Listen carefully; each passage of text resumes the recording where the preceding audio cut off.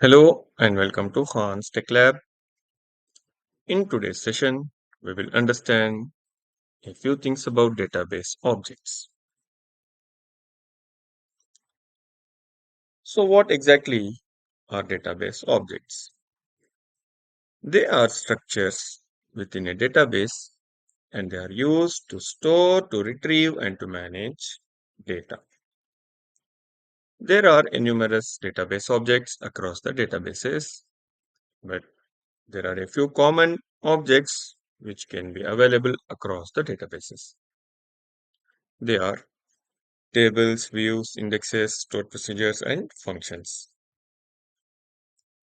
Let's understand each of them one by one. The first one is table. A database table is a structured way of storing data in a relational database. Basically, it is a heart of the database, relational database. It has two things. It stores the data in rows and columns. Rows, otherwise called as records, represents a single entry, whereas a column, otherwise called as field or attribute, it represents a specific type of information. For example, name of a student in a student table, or age of a student, or ID of a student. The intersection of rows and columns is called as cell. Let's understand it with the help of this image. This is a database table, and these are the columns. It has two columns and it has three records. These are the records. And one intersection of row and column is called a cell. We will understand so many things about database tables in the upcoming sessions. For now, these are a few important and basic points about database tables. Let's go to the second one.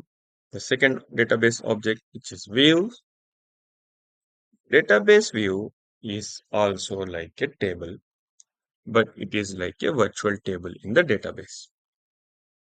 It will not be physically stored as a table. It is based on a query that pulls data from one or more actual tables. So views will not be existing physically, but it can be represented similar to a database table. It also has rows and columns. A view can accommodate data of multiple tables. It looks and behaves like a table. You can query it with the help of a select query, but you cannot store data is inside it like a normal table. You can access a view with the help of queries. When you access a view, the database runs the underlying query and show you the results. We will understand more about views in upcoming sessions. So I hope you understood what is a view and a few important points about views. Let's go to the third one, which is index. A database index is like index of a book. It helps you find information quickly without scanning the entire table. For example, you have a book and you have suppose 1000 pages in it and you have 10 chapters. Now, you want to know where from the chapter 7 is started. Then if you don't know the index, if you don't have the index of that book, you have to walk through all the pages of the book until you find the particular chapter. Whereas if you have an index table on the front, in one of the front pages of the book, you just have to just look at the index table, check your chapter name, and check the appropriate page number of that chapter and just go to that page. Similarly, in database tables also, an index is a special data structure which stores a sorted list of keys and values that can be one or more columns.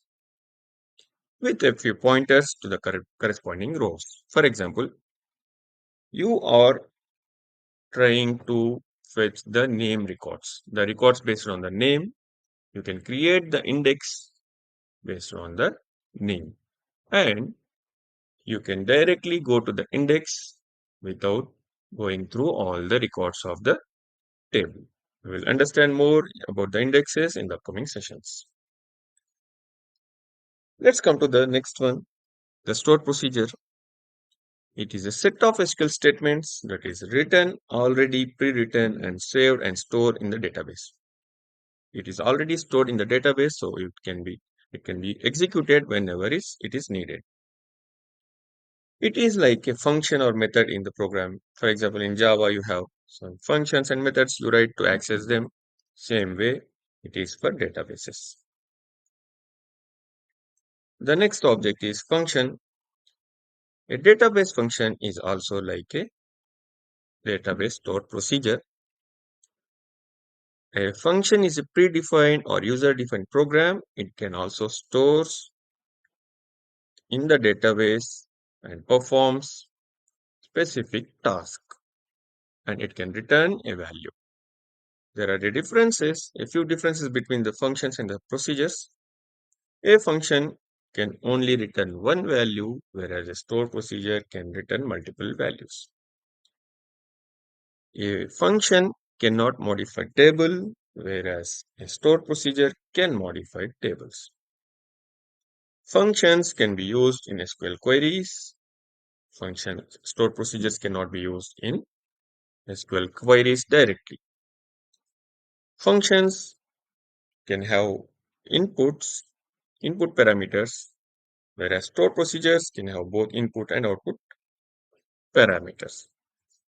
These are a few things about functions. We will discuss more and we will create and execute and run functions in the upcoming sessions.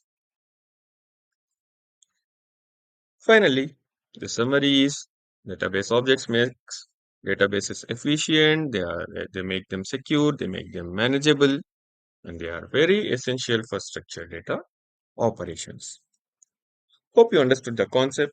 We will walk through all the database objects one by one in the upcoming sessions. So please stay tuned for the upcoming sessions. Hope you like the video. If you like, please hit the like button, share the video, and subscribe to the channel. Thank you.